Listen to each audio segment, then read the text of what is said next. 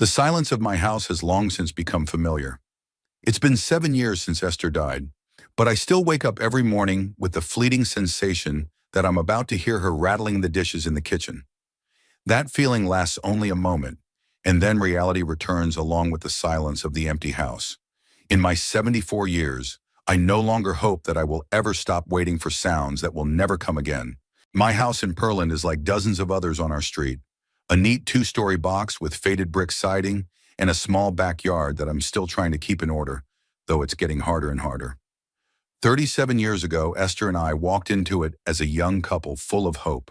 Now it's just me, old Hubert Chalmers, with a collection of memories and a set of habits that seem strange even to me. Every morning I rise at 6:30 sharp, make 1 cup of strong tea-no coffee. It makes my heart race, and spend half an hour perusing the newspaper, which I still subscribe to, though most of my peers have long since switched to tablets. Then I go around the house, check to see if the faucet is dripping, if there are new cracks in the ceiling, if the thermostat is working. The habits of a building inspector do not disappear even 11 years after retirement. It's not that I'm lonely, more like secluded. The difference is subtle but significant. There are a couple of buddies from former colleagues who we meet once a month at the local pub. Occasionally I drop into the chess club at the library, but I prefer to spend most of my time in my own company. Perhaps it's a consequence of 40 years of work when I had to deal with people who were often dissatisfied with the results of inspections. Now I value calm and predictability. My son Lamont calls about once a week. Short, drawn-out conversations, as if he's performing an unpleasant but necessary duty. I don't blame him. We've always been too different. He's soft, compliant, easily influenced by his peers as a child, and now he seems to be under the thumb of his wife Pearl. Esther always had a way of finding common ground with him, smoothing over our differences. Since her death, it's like a wall has grown between us. This Sunday, they're supposed to come for lunch, a monthly ritual we observe with manic precision. Not that any of us take any particular pleasure in these gatherings, but it's a family tradition, and we Chalmers have always been a family of decorum. I spent the whole morning cooking Esther's roast. I diced the meat, sautéed it with onions, added carrots, celery, and potatoes, poured in the broth, and left it to simmer over low heat. The smell filled the house, evoking memories of Sunday dinners when Lamont had been a boy. Things had seemed simpler in those days. At exactly 1 o'clock in the afternoon, the doorbell rang. Punctuality was the only trait Lamont inherited from me. "Daddy, hi!" Lamont hugged me awkwardly. He smelled of expensive cologne. Pearl followed him, as flawless as ever, her brown hair styled hair to hair, her makeup perfect, even though it was a day off. She handed me a bottle of wine. "Hubert, how are you? Not too tired cooking for us, I hope. We could order something or go to a restaurant." It was our usual exchange of pleasantries. She offered alternatives, knowing I would refuse. I thanked her for caring, which I really didn't. "Thank you, Pearl, but you know I like to cook," I replied, accepting the wine and gesturing them into the living room. They settled down on the couch, the same one that Esther and I had bought 20 years ago, and that I refused to replace despite the scuffs. Pearl faintly wrinkled her nose as she sat down. She never made any secret of her opinion of my outdated furniture. "How was work, Lamont?" I asked, pouring wine into glasses. "Same old dad. Lots of paperwork, clients unhappy with claims, the usual insurance business." He spoke indifferently, as if he were answering a stranger. I noticed he kept glancing at Pearl, as if seeking her approval. "How about you, Pearl? How are things at the clinic?" "Oh, we're going through a very busy period. You know, Dr. Harper took a leave of absence, and I've got all his patients to reassign." She spoke quickly, with fake fatigue. "But we're getting by. Although, of course, the pay is completely out of proportion to the workload. That's it. Hints of financial hardship are a constant part of our conversations." I nodded sympathetically, even though I knew that the administrator's salary in their private clinic was quite decent. But they never missed an opportunity to complain about the lack of money in my presence. "I hope things will get better," I said, rising. "Let's check on the roast."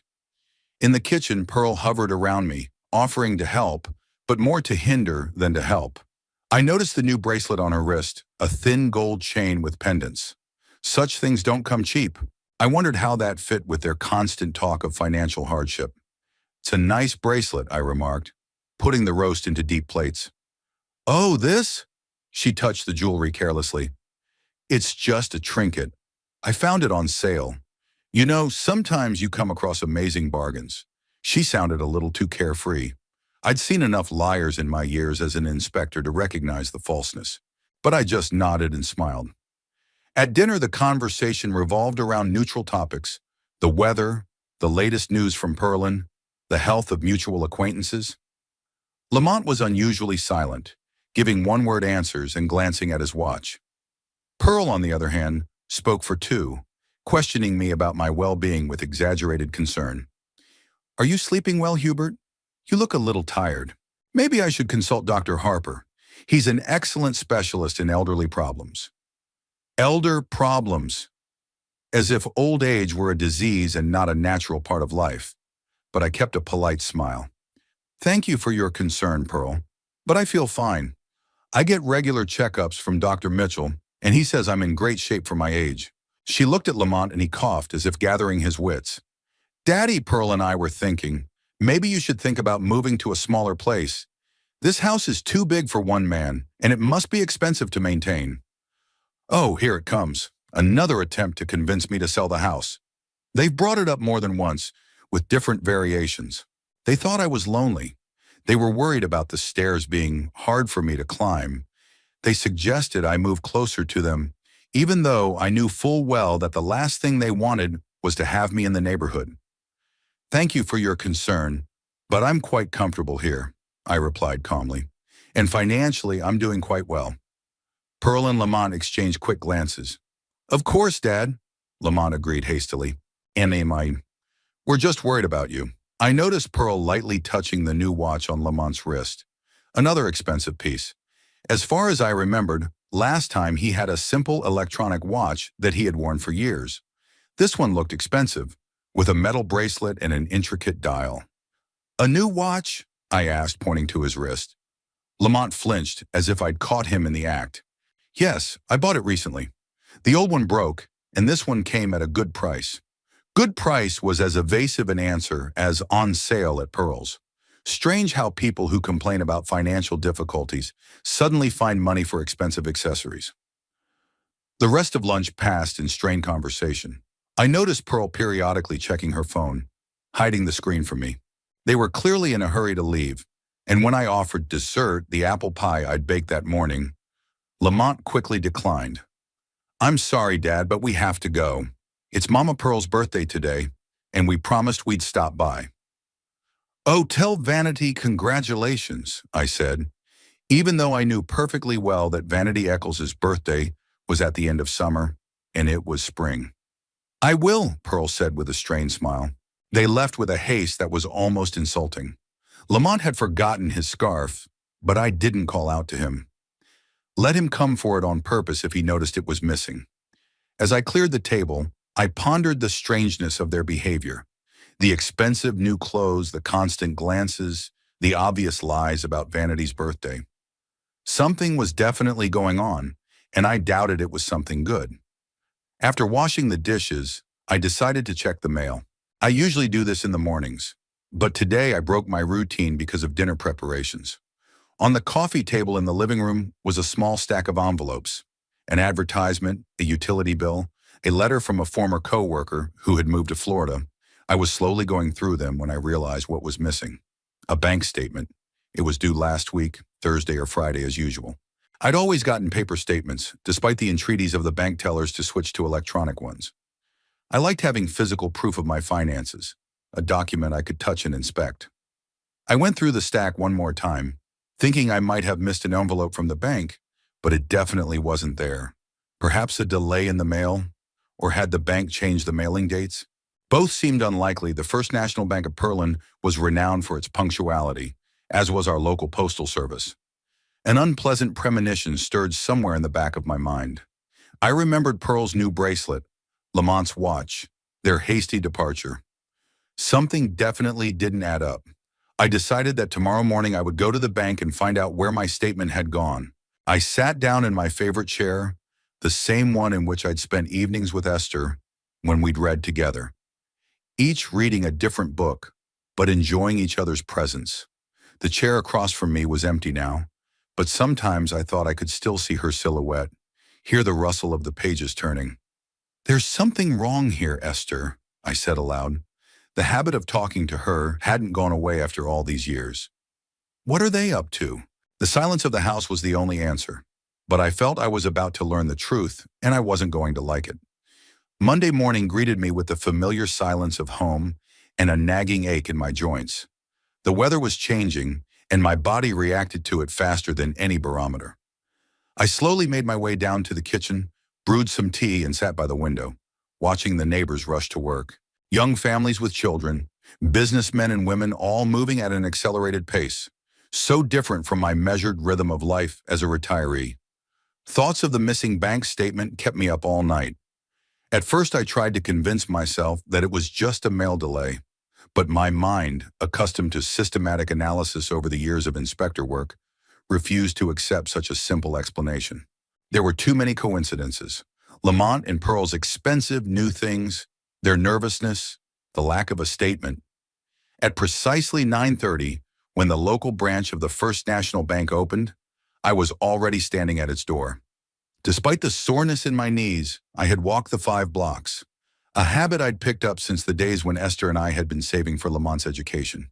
The bank greeted me with cool, air-conditioned air and the muffled hum of voices. The young woman at the information desk smiled at me with that special courtesy usually reserved for older customers, a mixture of patience and barely perceptible condescension. "What can I do for you, sir?" "I need to talk to someone about my account. I haven't received my monthly statement." She directed me to a desk in the corner of the hall where a middle-aged man in a strict suit sat. The sign on his desk read, "Walter Pratt, Customer Service Manager." He rose to shake my hand and gestured for me to sit down. "Mr. Chalmers, good to see you again. What brings you in today?" I was a little surprised that he remembered my name, but then I remembered that a few months ago we had discussed a possible investment for some of my savings.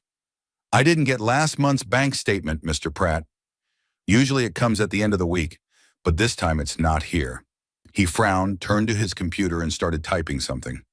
"That's odd. The system shows that the statement was mailed within the usual time frame. Probably a problem with the postal delivery. Let me check your account and print a duplicate." I watched his fingers move quickly across the keyboard. His eyebrows rose slightly as he reviewed the information on the screen. "Mr. Chalmers, you can see here several large withdrawals from your account over the past 2 months. Do you remember making these transactions?" My heart skipped a beat, but outwardly I remained calm. Years of experience have taught me not to show emotion when faced with an unpleasant surprise. "What kind of withdrawals are you referring to?" He turned the monitor so I could see the screen. The list of transactions looked familiar. Utility bills, supermarket purchases, pharmacy. But then my eye caught on 4 transactions that I definitely hadn't made. Transfers to an account belonging to L. Chalmers, my son. 2 for $5,000 and 2 for $7,000. A total of $24,000? That's a lot of money, even for my decades of savings. "I didn't make those transfers," I said quietly, pointing at the screen. Walter Pratt straightened, his face serious. "Are you sure, Mr. Chalmers? These transfers were authorized using your online banking ID and password." I don't have online banking. I've always preferred to go to the branch in person or use an ATM." Now he looked surprised. "But your account was activated 3 months ago. We have forms with your signature on them." "Show them to me," I demanded, feeling the anger building up inside. A few minutes later, Walter laid copies of the documents in front of me. The signature did look like mine, but I remembered I'd never signed anything like it. "It's a forgery," I said. "I never signed those documents." Walter Pratt looked worried. He began to explain the standard procedure in cases of suspected fraud. A report to the bank's security service, a temporary blocking of the account, a possible appeal to the police. I listened half-heartedly, pondering. If I officially report the fraud, an investigation will begin. Lamont and Pearl would find out I'd discovered their fraud. But something told me it was better not to reveal my cards just yet. "Mr. Pratt," I interrupted him, "I'd like to think a little before I make an official statement. Perhaps I have simply forgotten about these transfers. At my age, my memory sometimes fails me." He looked at me doubtfully. "Are you sure? $24,000 is a significant amount of money to simply forget about. I understand your concern, I replied with a slight smile, but my son sometimes helps me with financial matters. We may have discussed these transfers and I gave my consent. I would like to talk to him first. It was a lie, but it sounded plausible. An old man with memory problems relying on his son for help was a typical situation that a bank clerk could easily accept. All right, Mr. Chalmers, but I recommend you don't put this conversation off, and if you find that you did not authorize these transfers, contact us immediately. I promise to do so and ask for a printout of the details of all my account transactions for the last 3 months. Walter complied with my request, and soon I walked out of the bank with a folder of documents and a heavy weight on my heart. Instead of going straight home, I went to a small cafe opposite the bank. After ordering a cup of tea, I spread the printouts on the table and began to methodically study each transaction. The picture was becoming clearer and clearer. The first transfer had been made exactly 2 months and 15 days ago, a small sum of $2,000, which I hadn't even noticed at first. Then followed larger transfers, 5, 7, 5,000, and 7,000 again, all to the same account. The last transfer was dated last Friday, which is why my statement must have gotten lost. Someone had intercepted it so I wouldn't see the last withdrawal. I slowly drank the cooling tea, contemplating the betrayal. My own son. Sure, we'd never been particularly close, especially after Esther's death. But theft? That went beyond the usual family disagreements. But what was he doing with the money? $26,000 was too much for normal spending, even considering Pearl's expensive watch and bracelet. There must be some specific purpose for which they'd taken this risk. After paying the bill, I left the cafe with the firm intention of finding out the truth. Instead of driving home, I headed for the bus stop. Lamont and Pearl's house was in the suburb of Pearland, 30 minutes away. I usually gave advance notice of my visit, but today I decided to make an exception. Today was Monday. Lamont should be at work at the insurance company, and Pearl should be at the clinic. Their house is probably empty, but I just wanted to look around the neighborhood, maybe talk to some neighbors. An old man looking for his son's house wouldn't arouse suspicion. The bus moved slowly through the suburban streets. I looked out the window at the neat middle-class houses, almost identical to each other. The neighborhood where Lamont and Pearl lived was a typical bedroom suburb, decent but without much character. Getting off at the right stop, I walked leisurely toward their house. My knees were starting to hurt again, but I ignored the discomfort. 7 years ago, I'd sworn to myself that I wouldn't let age be an excuse for inaction. Esther fought cancer until her last day, never giving up. I promised her I would be just as steadfast. As I approached Lamont's house, I slowed my step. It was a standard one-story house with a 2-car garage and a small manicured lawn. Nothing unusual except that there was an unfamiliar car in the driveway, a shiny black executive sedan. I approached cautiously, trying not to attract attention. 3 people came out of the house, Pearl, Lamont, and an unfamiliar woman with a briefcase. All 3 looked pleased, shaking hands. I quickly retreated behind the hedge of the neighboring property, thankful for my short figure, which made it easy to hide. The woman got into the black sedan, and Lamont and Pearl remained in the driveway, talking animatedly about something. I couldn't make out the words from so far away, but their gestures and facial expressions spoke of enthusiasm. The black sedan moved smoothly out of the driveway. I noticed the logo on the door. Pearland's Premier Real Estate, a real estate company. What were Lamont and Pearl doing with a realtor on a weekday when they were both supposed to be at work? I waited until they returned to the house and slowly moved away. I needed to consider my next move. They were obviously hiding something, and it had to do with real estate. Perhaps they were planning to buy a new house. But then why secretly take money from my account instead of taking out a regular mortgage? Back at the bus stop, I noticed a small cafe across the street. There, over a cup of coffee, I could calmly think and make a plan of further action. Besides, it was well past noon, and I hadn't eaten anything since morning. The cafe turned out to be a cozy place with a few tables and a bar. Almost all the seats were taken, so I headed for the only free table in the corner, next to the window. As I passed a neighboring table, a conversation between 2 women caught my attention. A beautiful option in the north end of Pearland. 3 bedrooms, 2 bathrooms, updated kitchen. And best of all, the price is very reasonable for this neighborhood. I slowed down. One of the women was the same realtor I'd seen leaving Lamont's house. She was sitting with her back to me, talking to a client, a full woman in her 60s, with carefully styled silver hair and bright makeup. "How much is the down payment?" she asked in a voice with a slight southern accent. 30% of the price, that's about $75,000. That's more than we discussed. The woman looked concerned. But your daughter said the money was almost raised. It seems her husband has found a source of funding? My heart beat faster. Was it really just a coincidence? I decided to take a chance and sat down at a neighboring table, close enough to hear the conversation, but not so close as to arouse suspicion. "Oh, Pearl always finds ways to get what she wants," the woman grinned. "My daughter has inherited my acumen, but I don't want to know the details. The main thing is to have the whole sum ready by the end of the month." Pearl. Definitely not a coincidence. I carefully pulled out my phone and pretended to check my messages while I listened intently to the conversation. "Mrs. Eccles, you're very lucky to have a daughter and son-in-law. Not everyone is willing to help their mother buy a house. Mrs. Eccles, Vanity Eccles is Pearl's mother and Lamont's mother-in-law. The pieces of the puzzle were beginning to fit together. My name is Joan, please." Vanity Eccles waved her hand playfully. "And yes, Pearl always knows how to capitalize on a situation. Although between you and me, Lamont is too soft. Sometimes I think he doesn't even know what's going on. Just does what he's told." The realtor laughed softly. "Well, in this case, it works in your favor. The house is really beautiful, and the location is perfect. Yes, I've seen the pictures. And what I love most about it is that it will be all mine. No mortgage, no monthly payments." Vanity was clearly enjoying the thought. "That's exactly right.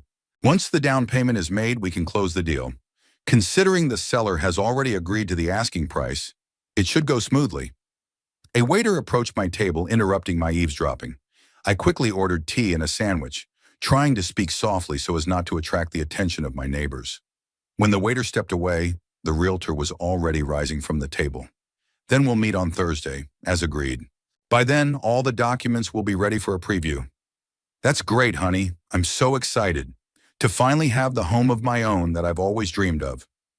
The realtor left, and Vanity Eccles was left to finish her drink. She looked extremely pleased with herself, with a smug smile on her lips. I studied her carefully, trying not to stare too openly. We'd seen each other a few times at family events, but we'd never socialized much. Pearl had no desire to bring us closer, and I had no desire to get to know a woman who seemed to be looking at me with barely concealed contempt. Now I understood the reason. They were using my money to buy Vanity's house. My hard-earned savings, which I had saved for decades, saving for everything, often denying myself small pleasures, to ensure Lamont a good education and a head start in life. And that's how he repaid me. I sipped my tea slowly, feeling the cold rage building up inside. Not an explosion of emotion, but an icy, controlled indignation. What they had done was not just theft, it was treachery of the deepest order. Vanity stood up, leaving the money on the table, and headed for the exit. I followed her out, memorizing every detail of her appearance, the carefully styled hair, the expensive suit that had probably been bought with my money, the smug smile. Finishing my late lunch, I too left the cafe and headed for the bus stop. On the way home, I reflected on what I had learned. The pattern was now clear to me. Lamont, most likely at the instigation of Pearl and Vanity, had forged my signature to activate online banking, and then started transferring money into his account. These funds were intended for a down payment on a house for Vanity. $75,000 was their goal. They had already stolen $26,000 and probably planned to continue until they had the right amount. Perhaps they were hoping I wouldn't notice the loss, thinking I was too old and absent-minded to keep track of my finances. As the bus pulled up to my stop, I had already made my decision. I will not confront them right away. I won't call the police or make a fuss at the bank. No, I want to know all the details of their plan first, see how deep this betrayal goes, and then I'll find a way to destroy their plans so that they can never recover. Esther always said I was too reserved, too in control of my emotions. "Sometimes you have to let your anger out, Hubert," she used to say. Well, now seems to be the time to take her advice.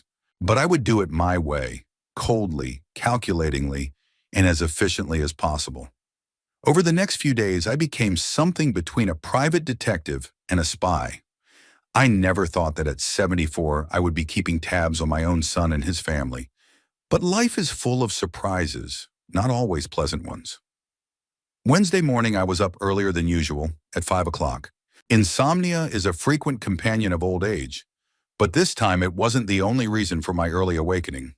Today was a particularly important day in my impromptu investigation. Yesterday, checking my mailbox, I'd found an envelope addressed to Lamont, but mistakenly delivered to me.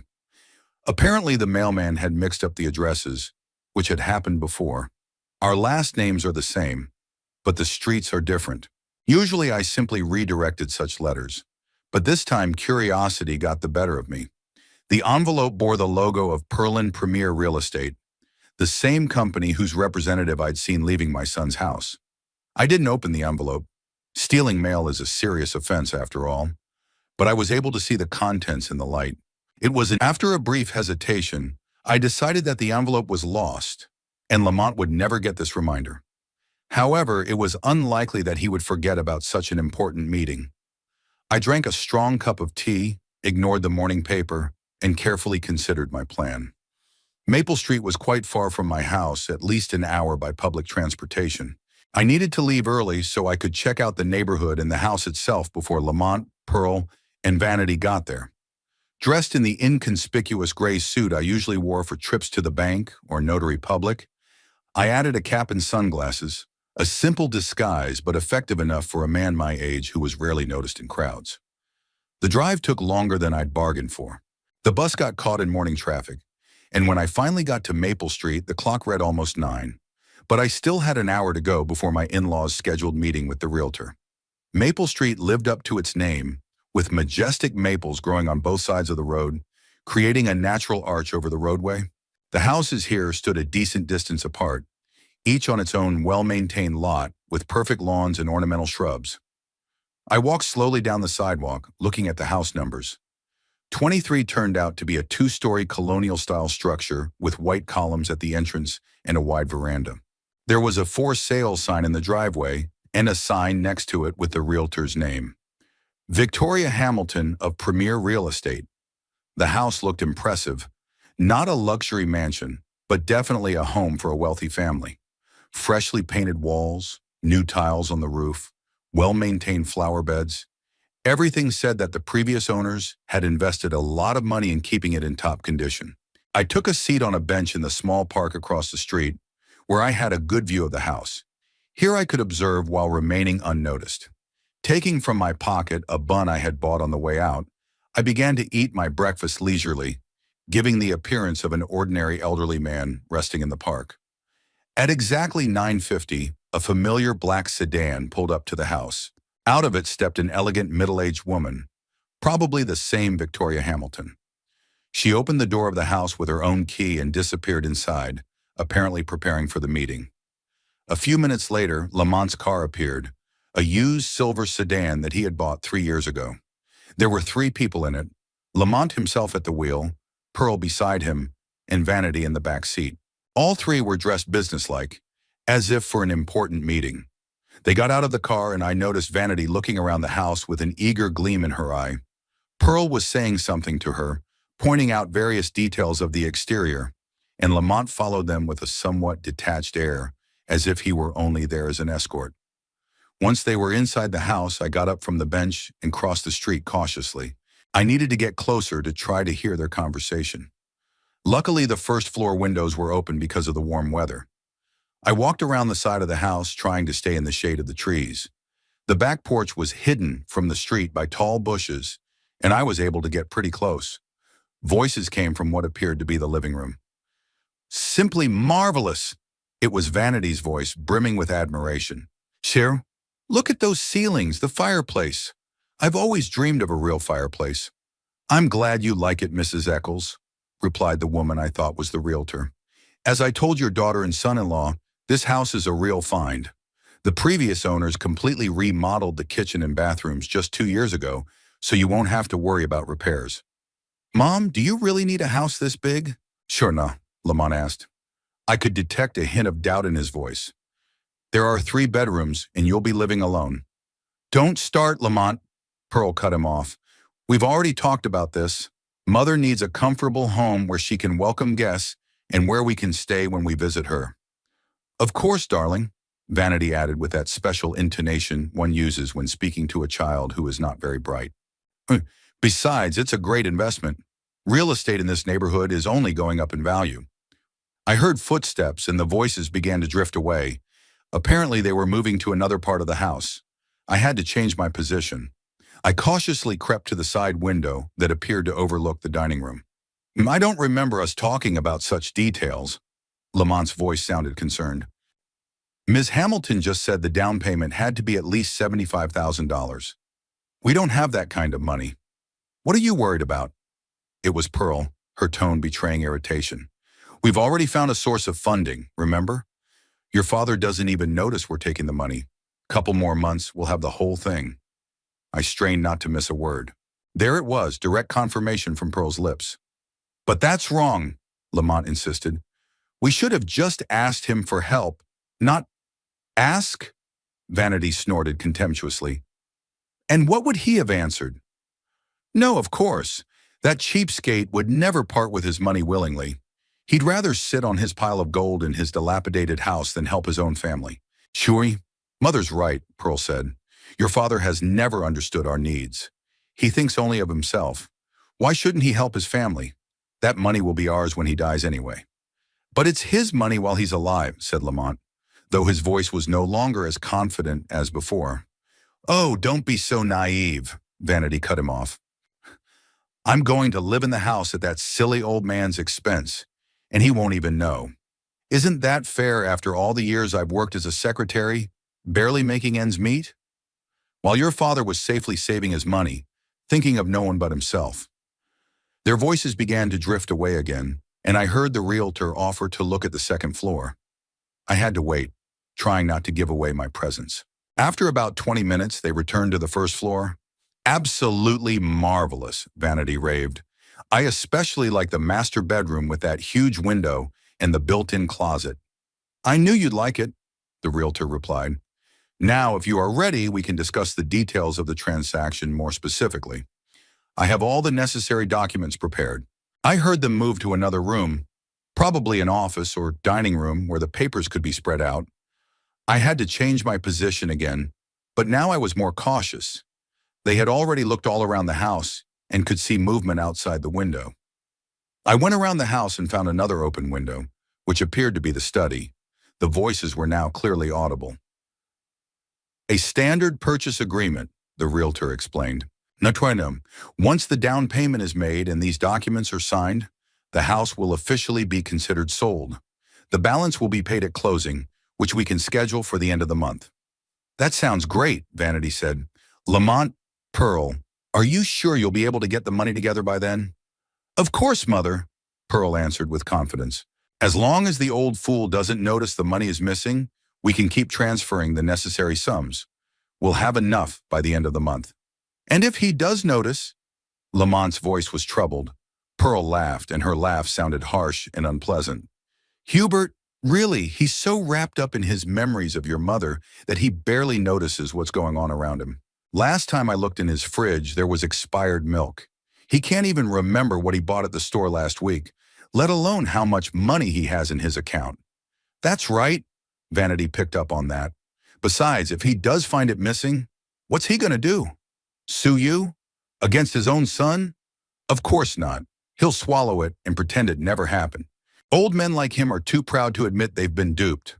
They laughed again, and even Lamont joined in, though his laughter sounded uncertain. And that's just the beginning, Pearl continued, lowering her voice but still loud enough for me. After we've secured a home for Mama, we can think about us. After all, Hubert won't live forever, and his house in a good neighborhood could be sold for decent money if we did some renovations. Not to mention his investments, Vanity added. You said he has stocks and bonds? Yes, quite an impressive portfolio, Pearl confirmed. Lamont is his only heir, so sooner or later it will all be ours. But why wait when you can start using that money now?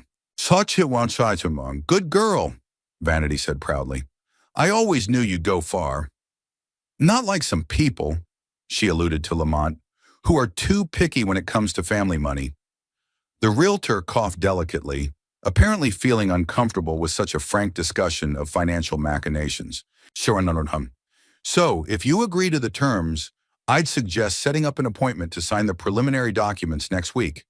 You'll need to have the down payment ready by then. That's fine, Vanity replied. I can't wait to invite all my friends to the housewarming party. They're going to be so jealous when they see this house. I heard the rustling of papers and the sound of chairs being pushed back as the meeting seemed to be coming to an end. I had to get out before they saw me. I ducked down and hurried back toward the park, trying to move silently despite the pain in my knees.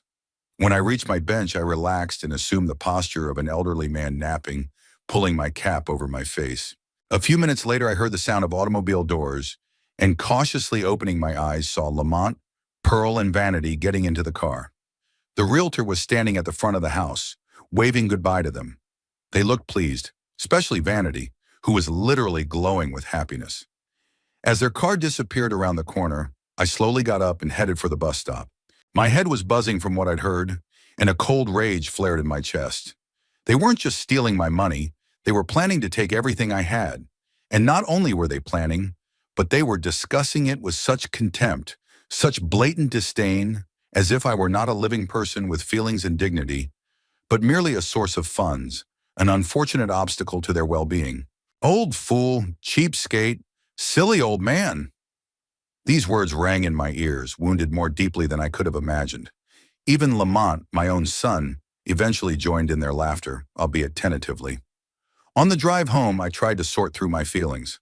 The pain of betrayal was mixed with anger, with a desire to confront them immediately, to call the police, to stop this injustice. But something kept me from rushing into action. Maybe it was the years of working as an inspector, having to weigh every decision, analyze every situation before coming to a conclusion. If I just accused them now, what would happen? There would be a scandal, possibly legal action. Lamont could be penalized for fraud. But is that enough? They humiliated me, betrayed my trust, mocked me behind my back. Simply uncovering their scheme would not give me the satisfaction I craved. By the time I reached my house, I had already begun to form a plan, not just to stop them. No, I wanted to teach them a lesson they would never forget, a lesson about the consequences of betrayal and greed. I sat down at the kitchen table, pulled out a notepad and pen, an old-fashioned way of organizing my thoughts, but I'd always found it easier to think that way. Slowly, methodically, I began to write down everything I'd learned and outline possible actions.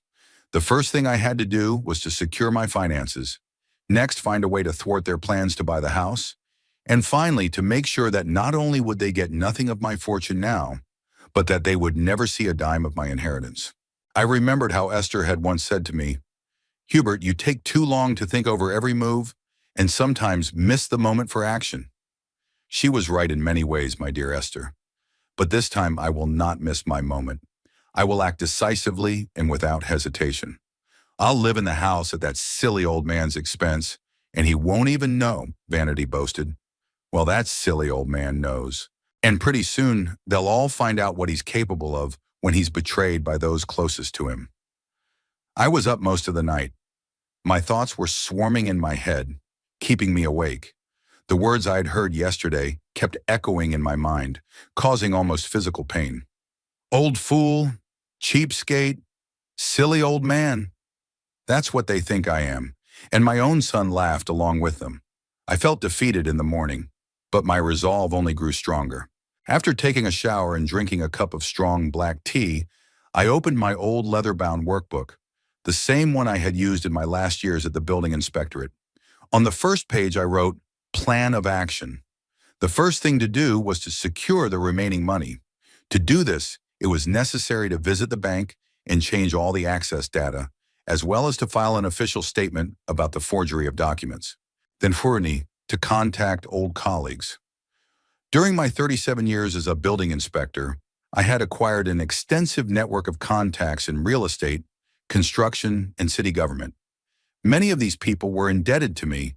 I always played by the rules, but was able to turn a blind eye to minor violations that posed no real threat. But first and foremost, I needed to learn more about the Maple Street house. Not relying only on what I saw with my own eyes, I had to research its history, its technical condition, perhaps find something that could help me to derail the deal. At 8:30 in the morning, I was on my way. First stop was the Perlin Land Registry office, located in the town office.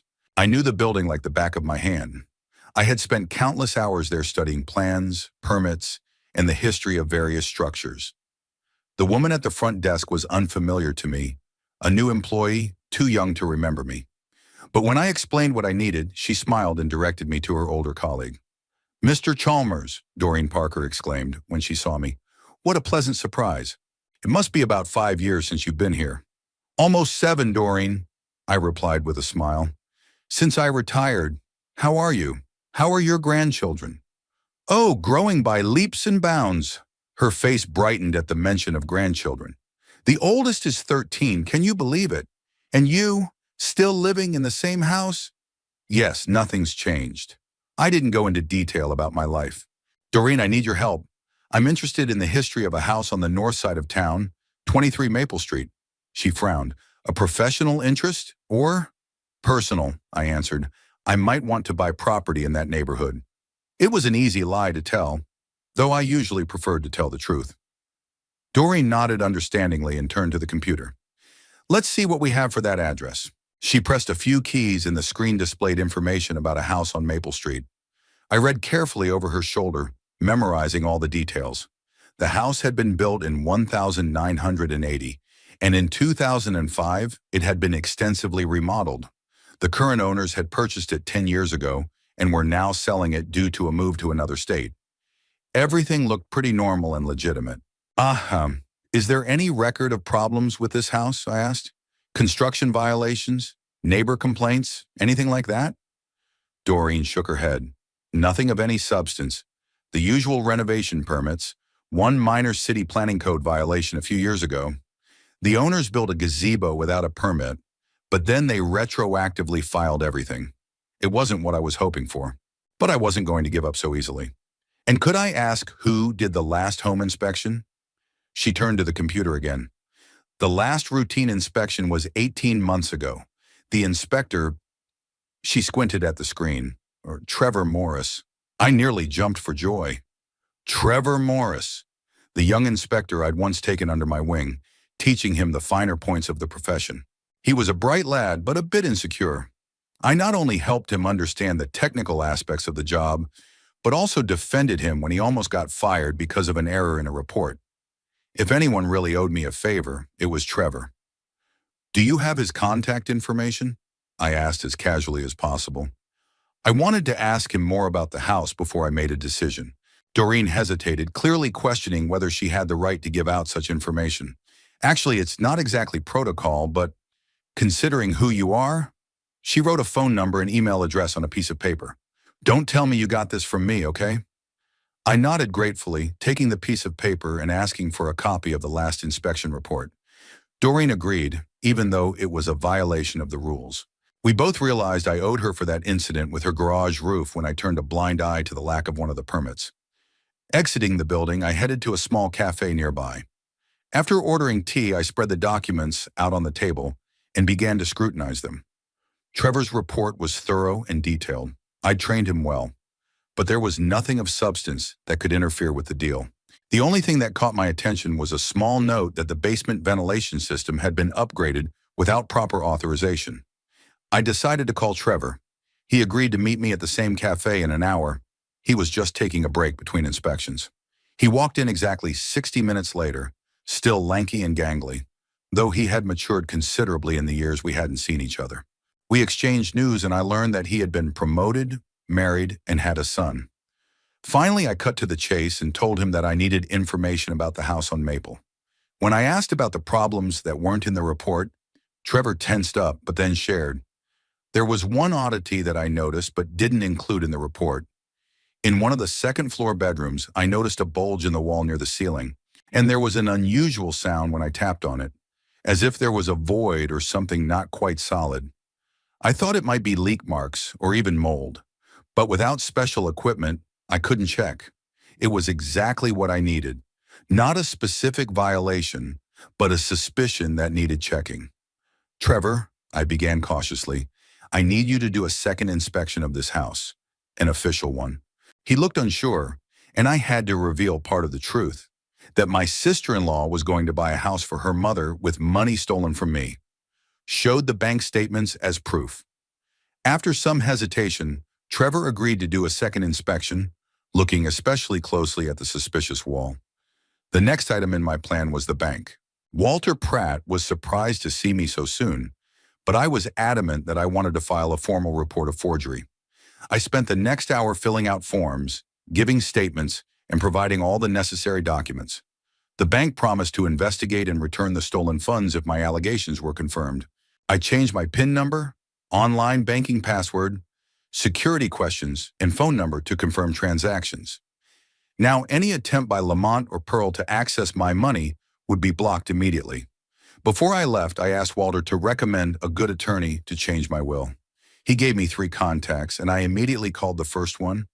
Marion Howard agreed to meet me at 4 o'clock. I had time left, which I decided to use to leverage another contact.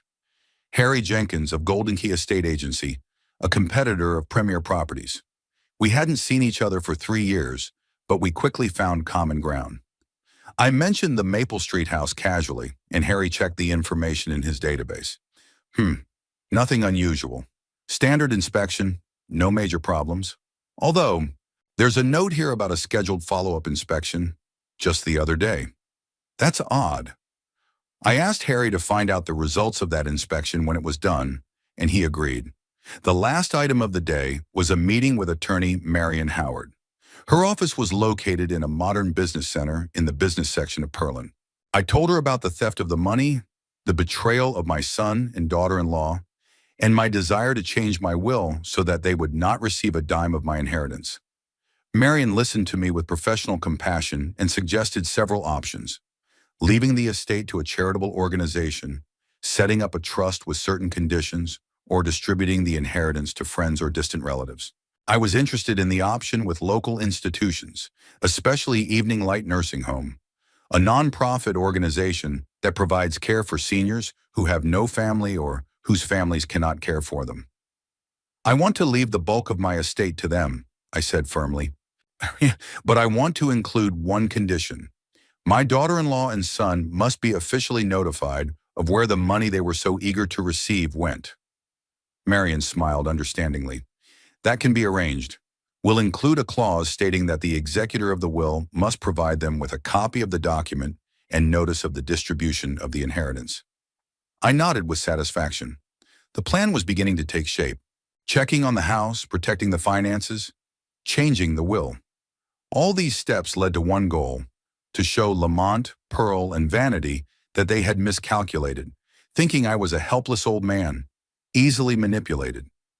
By the end of the day, I felt tired, but also deeply satisfied. Every contact, every call, every meeting were pebbles in the mosaic of my revenge plan.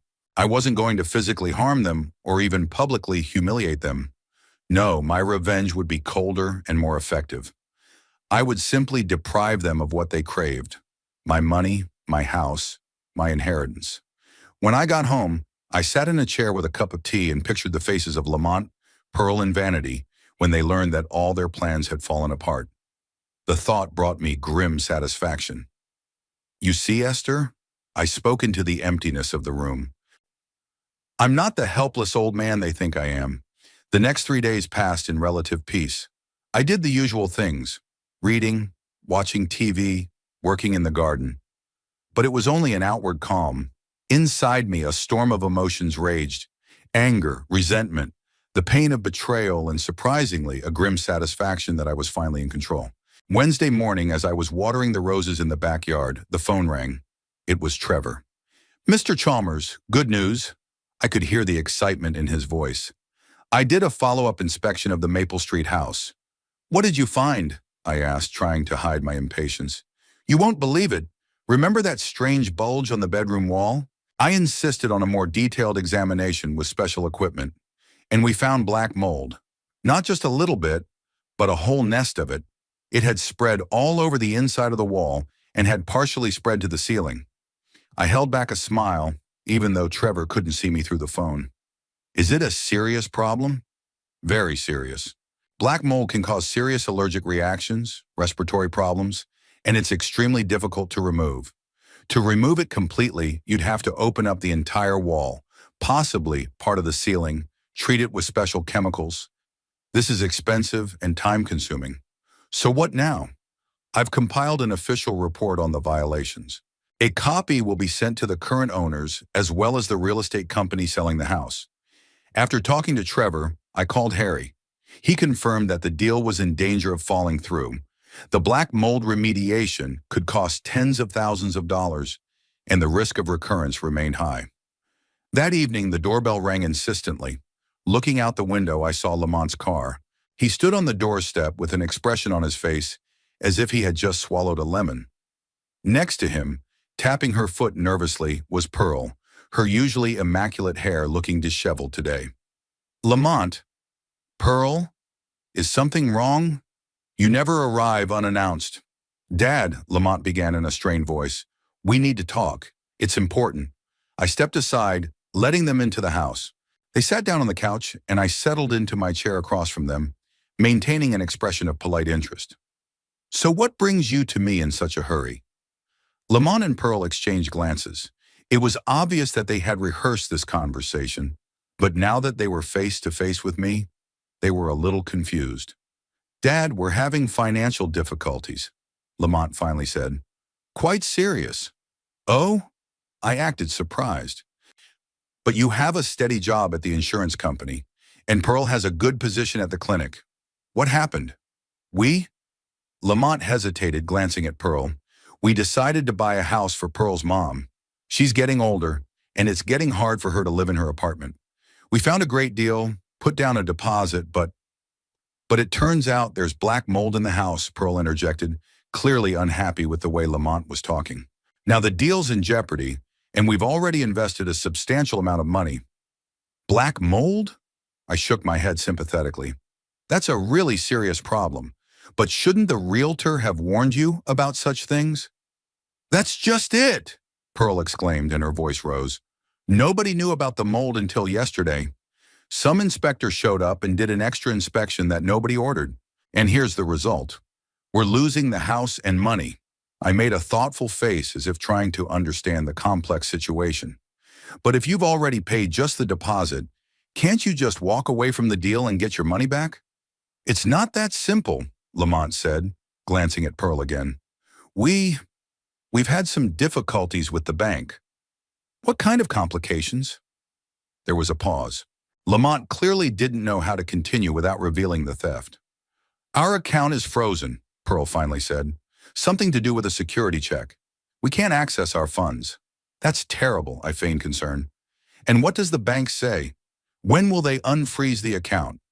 They're not saying, Lamont looked increasingly nervous. They just said there's an investigation. An investigation into what? We don't know, Pearl exclaimed, her composure clearly fraying. It's some kind of mistake. But as a result, we're in a situation where we can't finalize the deal on the house or get back the money we've already invested. I paused for a moment, as if considering what I had heard. They sat in front of me, nervous, tense, clearly not telling the whole truth. The sight of their helplessness and fear gave me satisfaction. And you came to me for help? I asked at last. Yes, Dad. Lamont leaned forward, a pleading look in his eyes. We know you've always been frugal and have savings. We're not asking for much, just to borrow us some money to get out of this situation. As soon as the bank unfreezes our account, we'll pay back every last dime. How much do you need? They exchanged glances again. 50,000, Pearl said. That'll get us out of the house problem and hold us over until the account is unfrozen. 50,000. A little more than the 26 they had already stolen from me. Apparently, they were hoping not only to recover what they'd stolen and avoid repercussions, but also to get additional funds to complete the deal. It's a considerable sum, I said calmly. We understand, Pearl said quickly. Sure, Monk. But as Lamont said, we'll pay back every dime. With interest, if you like. I stood up and paced the room, pretending to seriously consider their request. Inwardly, I was enjoying the situation.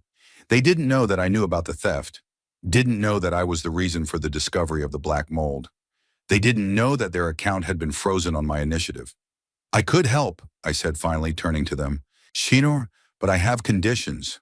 Their faces perked up. They clearly hadn't expected me to agree so easily. What conditions? Lamont asked. First, I want to see all the documents related to the purchase of the house. The contract, the appraisal, the inspector's black mold report, everything. I'm not giving money blindly. Pearl tensed but nodded. Reasonable. What else? Secondly, I want you both to sign a promissory note, an official document notarized with a clear timetable for repayment. Of course, Lamont agreed hastily. We were going to propose something like that ourselves. And the third condition, I paused, watching their reactions. I want you to report your finances to me on a regular basis. Monthly, income, expenses, account balances, everything. If I'm giving you that amount of money, I want to make sure you manage it responsibly. That's where they got really tense. Such a condition meant that they could no longer hide their financial affairs from me. It's a rather unusual demand, Pearl said cautiously. We're adults, Hubert. I assure you we are quite capable of managing our own finances. Of course we are, I agreed with a slight smile. But since you've come to me for help in solving a financial problem, I have a right to make sure it doesn't happen again. These are my terms. If they don't suit you, you can look elsewhere for help. I've seen them struggle with themselves. Pride versus necessity. They knew I was backing them into a corner, but they had no choice. All right, Lamont finally said, not looking at me. Heard. We'll agree to your terms. Good, I smiled, feeling the satisfaction flooding through me. Then bring me all the documents tomorrow, and we'll prepare a promissory note. I know a good lawyer who can help us with that. They left a few minutes later, clearly not in the same mood in which they had come. Instead of triumphantly receiving money from a stupid old man, they found themselves in a situation where that same old man had gained control over them. The next day, Lamont came alone, with a folder of papers. We went through all the papers thoroughly, including Trevor's black mold report. I asked questions, making Lamont nervous and lashing out, especially when it came to the frozen bank account. When my lawyer friend Marion Howard came in, we drew up a stiff promissory note with many conditions, including the right to demand early repayment of the entire amount if any of the clauses were violated. Lamont signed it without objection. He had no choice. I wrote him a check for $50,000, enjoying the look of relief on his face. He didn't realize that he was sinking deeper into the trap I had prepared. In the evening, Pearl called, trying to maintain her dignity, but I could clearly hear the strain in her voice. Hubert, Lamont tells me you've agreed to help us. We're very grateful. You're welcome, I replied calmly. After all, we are family. When I asked how Vanity took the news about the house purchase, Pearl visibly tensed. Yes, she was, upset. But we hope to find another option once we've resolved the current issues. Of course, I agreed. There are always other options. Sometimes they're just not as good as the ones we'd originally hoped for. As I hung up the phone, I allowed myself to smile. The plan was working perfectly. My son and daughter-in-law ended up totally dependent on me. Vanity lost her dream home, and all three of them learned a lesson. Underestimating the stupid old man was their fatal mistake. But that was only the beginning of my revenge. There was an even harsher lesson ahead of them.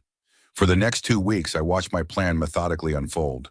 Lamont and Pearl used the money I had loaned them to back out of the house deal without losing their security deposit and to pay for ongoing expenses while their account remained frozen. The bank continued to investigate, and although they didn't yet know that I had initiated it, the tension between us was building. Every time we met, which was now often because of my demand for regular financial statements, I saw in their eyes a mixture of gratitude and underlying animosity. They were forced to share the minute details of their finances with me, and it clearly depressed them, especially Pearl. Her smug smile faded, replaced by a strained politeness. But that was only the prelude to the main act of my revenge. The new will was prepared, probated, and stored in Marion Howard's office. It was time for the final blow. On Monday morning, I called Lamont. I want you all to come to my house for dinner on Saturday, I said without preamble. I have an important announcement to make. All of you, he interjected. You mean, Yes, you, Pearl and Vanity. I think she'll be interested to hear what I have to say, too. Sean, all right, he answered after a short pause. What time? 6 o'clock this evening. And Lamont, I insist that everyone be present. It's really important. I could hear the uncertainty in his voice, but he agreed to arrange the meeting. I knew they couldn't refuse not when I had them on the hook for $50,000 in debt and monthly financial statements. After hanging up the phone, I called Marion Howard and asked her to attend the dinner as well. She immediately understood my intent. Are you sure you want to do this in such a dramatic? She asked. Absolutely, I replied. They've humiliated me, laughed behind my back, called me a stupid old man. I want them to realize how wrong they were. Marion didn't argue. He wondered. But I insist, I said firmly. Come at 2 o'clock this afternoon. He reluctantly agreed, and I began to prepare. I hadn't used much modern technology, but I'd learned something new over the weeks. An app to record conversations on my phone. Easy to use, it could record for hours. When Lamont and Vanity arrived on Friday, I was ready. The phone with the app turned on was on the coffee table next to my chair, inconspicuous among the other items. Vanity looked tense. She'd always treated me with barely concealed contempt, but now that she had to come to my house, that contempt was mixed with poorly concealed irritation. Hubert, she nodded instead of greeting. Lamont said you wanted to see me. Oh no. Yes, Vanity. I smiled the most friendly smile I could muster. Have a seat, please. Tea? Coffee? Nothing, thank you, she said, sitting down on the edge of the couch, as if afraid of getting dirty. I don't have much time, so let's get down to business. I sat down across from them, continuing to smile. Sure, I just wanted to discuss the details of our Saturday night dinner. As you probably know, I loaned Lamont and Pearl a substantial sum of money to help them out of a difficult situation. Vanity cast a quick glance at her son, but remained silent. And I have an important announcement to make about the future of our family, I continued. But before we all get together, I'd like your opinion, Vanity. How do you feel about what happened to the Maple Street house? Her face tensed instantly. Her lips pressed into a thin line. It was extremely unpleasant, she finally muttered. That incompetent realtor assured us the house was in perfect condition, and then some inspectors showed up and found mold. Very suspicious, if you ask me. Suspicious? I acted surprised. In what way?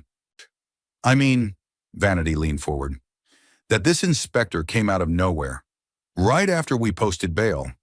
It was like someone was trying to sabotage the deal on purpose. I could barely contain a smile.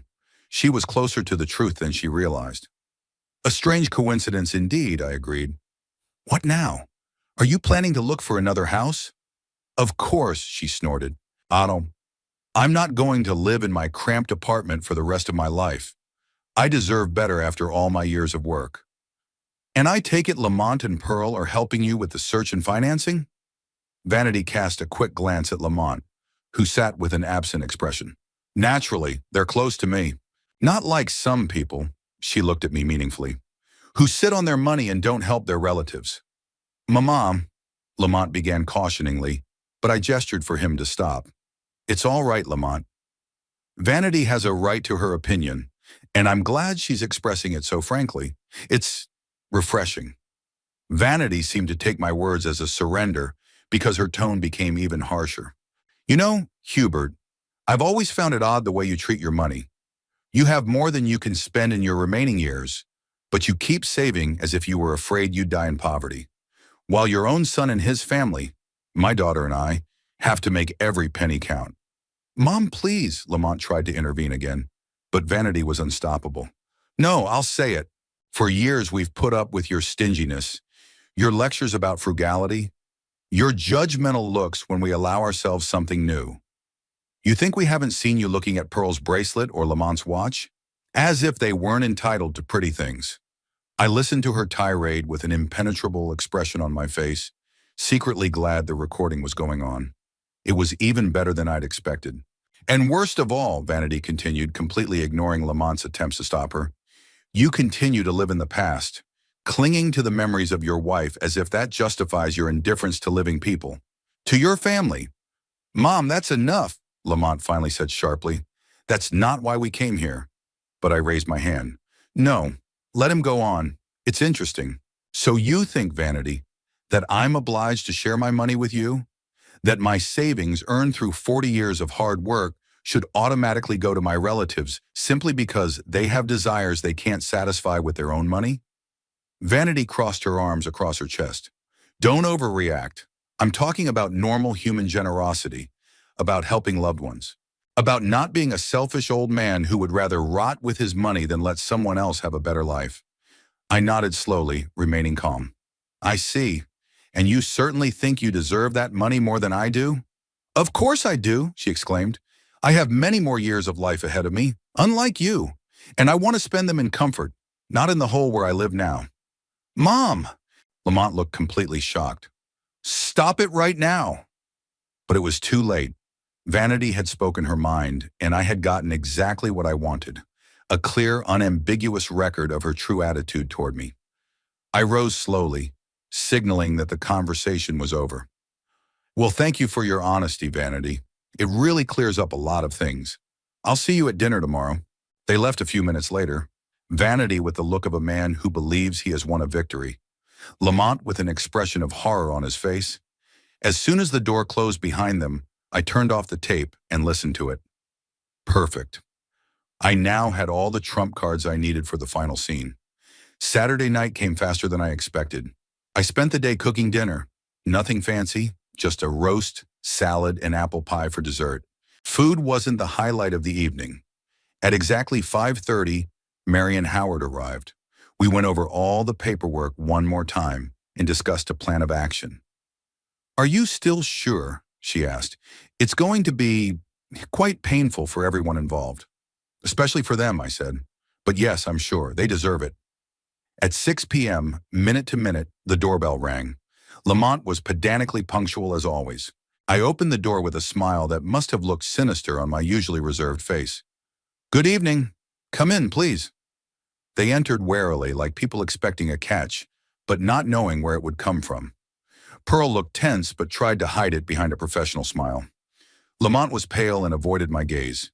Vanity walked with her head held high, but there was a look of disbelief in her eyes. Sorry, meet Marion Howard, my attorney, I introduced the woman standing by the fireplace. Lawyer? Pearl asked in surprise. Why do we need a lawyer at a family dinner? Everything will be explained in due time, I replied. For now, let's have dinner. We have a difficult conversation to have, and it's better to have it on a full stomach. Dinner passed in tense silence. Lamont barely touched his food. Pearl chewed mechanically without tasting it, and Vanity glanced at Marion, obviously wondering what a stranger was doing here. When the meal was over, I invited everyone to go into the living room. There on the table was a folder with documents and my phone, ready to play the recording. Choreto. So, I began when everyone was seated, I've invited you here today to make an important announcement. But before we get to it, I'd like to get some facts straight. I turned to Lamont and Pearl. You stole $26,000 from my bank account, forged my signature, activated online banking, and systematically transferred the money into your account. Their faces turned white. Lamont opened his mouth to say something, but I gestured him to stop. Don't bother denying it. I have all the evidence. The bank has already confirmed the fraud, and that's why your account has been frozen. The investigation is complete, and the results have been turned over to the police. The police? Pearl exhaled. But we were going to pay the money back. We'd already signed a promissory note. Yes, for $50,000, I nodded. And considerably more than you stole. Interesting, isn't it? I turned to Vanity, who looked confused but still had an arrogant expression on her face. And you, Vanity, were an accessory. Perhaps not in the theft itself, but you knew where the money was coming from to buy your house and actively encouraged it. What nonsense, she exclaimed. I didn't know anything about... I didn't let her finish by turning on the tape. Her own voice echoed in the room. I'm going to live in a house at that stupid old man's expense? And he won't even know. Vanity froze with her mouth open.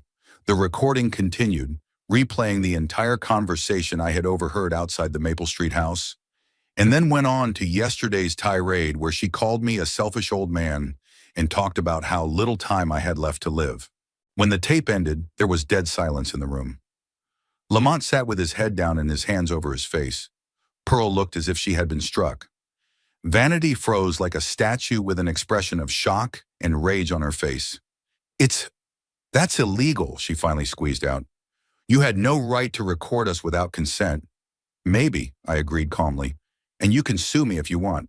But those recordings have already been turned over to the police along with a fraud claim. And believe me, a public scandal would do neither of you any good. I turned to Marion, who was silently watching with professional calm. And now the announcement for which I have invited you. Marion, please. She opened a folder and took out a document. This is a revised version of Mr. Chalmers's will, she said in an official tone. According to it, the bulk of the estate, including the house, bank accounts, investments, and other assets, is to be donated to the Evening Light Nursing Home, an organization that cares for elderly people who have been abandoned or abandoned by their families. Pearl made a suppressed sound like a sob. Lamont turned even paler, though it seemed impossible to get any stronger. Vanity froze with an expression of utter disbelief on her face. Lamont and Pearl Chalmers, Marion continued, are bequeathed the sum of $1,000 each. Vanity Eccles is not mentioned in the will at all. You can't do that, Vanity finally found her voice. It's not fair. Unfair? I looked at her with a cold smile. It's not fair to steal money from your own father. It's not fair to laugh behind his back and call him a silly old man. It's not fair to plan how to spend his money before he's even dead. That's what's really unfair. I shifted my gaze to Lamont and Pearl. As for the $50,000 debt obligation, it still stands. You will pay that money back on schedule, with all interest. And yes, I still require monthly reports on your finances. Dad, Lamont finally raised his head, tears in his eyes. I'm sorry. We made a terrible mistake. Not a mistake, Lamont, I corrected him. A crime and betrayal. There's a big difference. But we can fix it, Pearl interjected, her voice trembling. Get the money back. Make amends. It's too late, I said. Some things can't be fixed. Trust once broken can't be rebuilt. At least not completely and not quickly. I stood up, signaling that the conversation was over. Today I am severing all ties with you. You are no longer my family. The only bond that remains between us is the debt obligation you will be paying. And of course, my statement to the police, which I have no intention of retracting. Shuberfornidi. But they'll put us in jail, Pearl exclaimed. Perhaps, I nodded. It will depend on the judge. But considering the amount of money and the fact that you acted against an elderly man, the chances of probation are not very high. Lamont covered his face with his hands and began to cry. Vanity sat stony-faced, but her eyes were a mixture of rage and fear. Pearl looked like she was about to faint. Now please leave my house, I said calmly, and don't come back. Never. They stood up as if in slow motion. Vanity was the first to head for the door, head held high, but her usual haughtiness was replaced by something akin to defeat. Pearl followed her without looking at me. Lamont lingered a moment. Papa, he began again, but I shook my head. Go away, Lamont. You made your choice when you decided to steal from me. Now live with the consequences.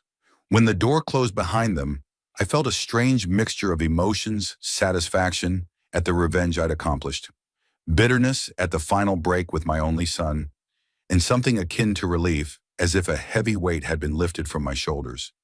Are you all right? Marion asked quietly. Yes, I answered, surprised at how calm my voice was. I'm perfectly fine.